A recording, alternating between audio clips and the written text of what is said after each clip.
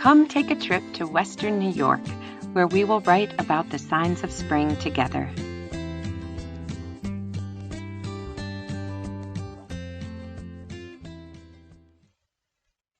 Hi, Wild Writers.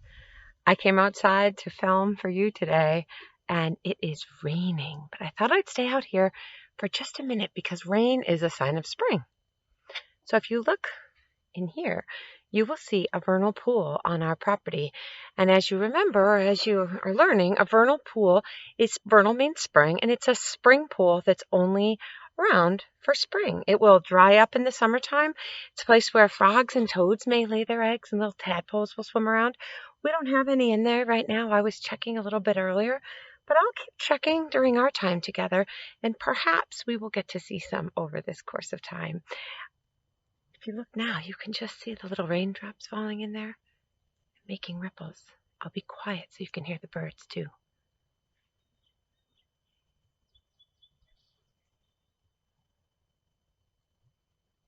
Way off in the distance, I can hear a woodpecker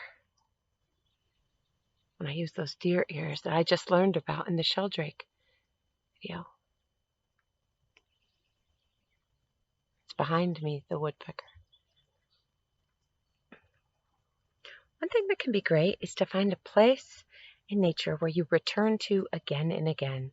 Some people call this a sit spot, where you sit, observe, come back, sit, observe again. Do you hear the patter of rain even harder? More ripples in there. I might get pretty wet out here.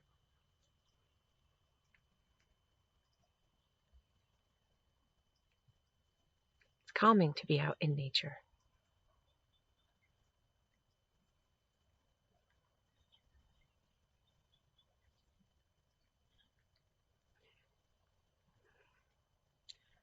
I will see you soon.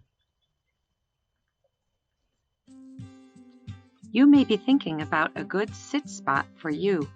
You can visit this window or outside place again and again when you write and draw, even over many years. And so, let's begin writing together. Hello, Mamaroneck 4th graders and 5th graders. Welcome to the Poem Farm. This week we are thinking about signs of spring. I also went on the virtual field trip of Sheldrake Environmental Center, and I am taking regular little field trips here in my yard and getting out as much as I can and as much as safe, and I hope you are able to do the same. Getting some fresh air sure feels good at this time of year, and especially now. So I have a nature journal. I have a few different nature journals I'm writing in right now, and in this one I'm thinking about spring things and what is happening at this time of year. What did we see on that virtual hike? What am I seeing when I look outside, when I take a walk outside? What am I hearing that is spring-like, that is different than it was in winter? So I have a list here. I've been doing a bunch of listing of some spring plants: trout lilies, wild roses, lesser celandine, skunk cabbage, pokeberry, lamb's ear, mullein, grass, tree buds, moss, violets, grass.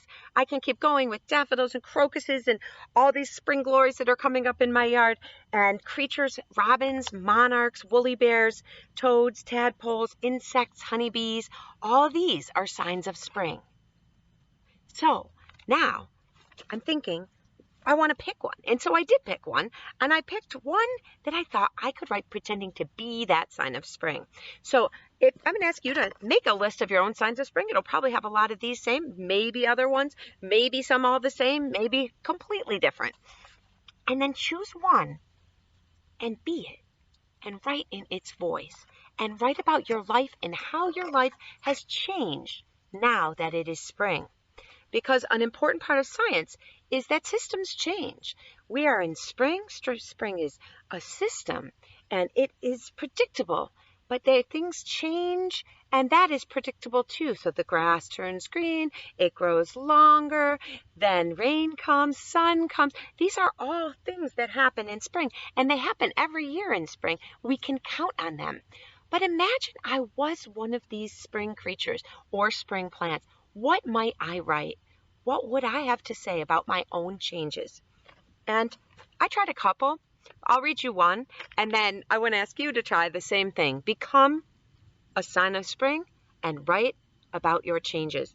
So I thought I'd be grass, because grass is, maybe seemed like the least interesting one in a way. So here's what I started with. It's good to see you again. It has been a long time since I gave the world my color. It sure was strange to be buried by all of that cold white snow. Then, bit by bit, it was gone. I was so excited to stretch up a little, but then, poof, I was buried again. This happened a few times, and at last it feels like spring is finally here.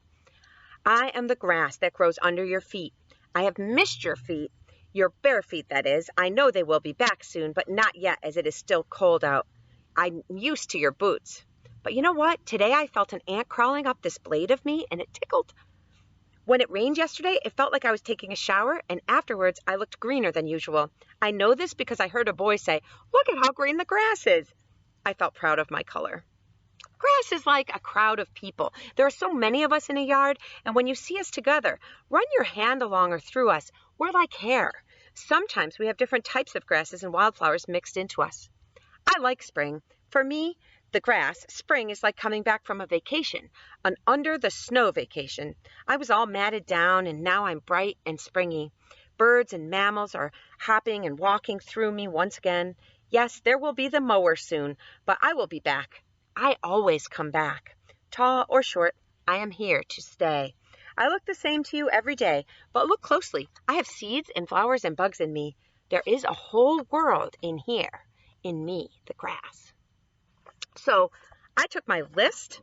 I had a spring list, which I'm going to do some sketches around. And then I chose something and decided I will become that thing in my mind. Imagine that I am that sign of spring and write about my changes and what my life is like now, that it is a new season.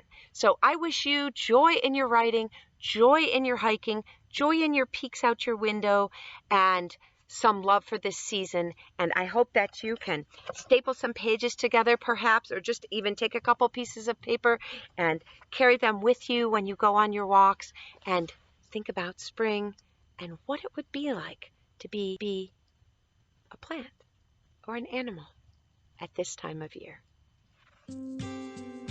Plants use the sun's energy to grow and change. Animals eat plants, and then these animals grow and change too.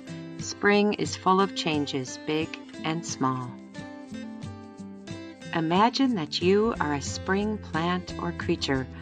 What will you write in your nature journal about the changes you are going through now?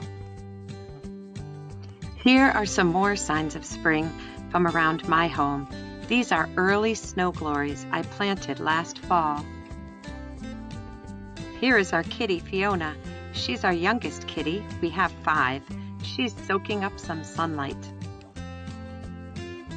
These trout lilies are poking up through last year's leaves. They are strong.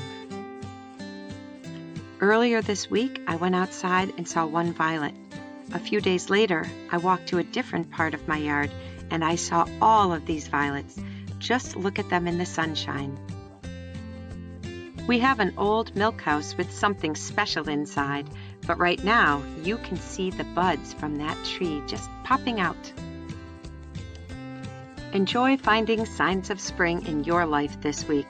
I will be writing more in my nature journal, and I will think of you.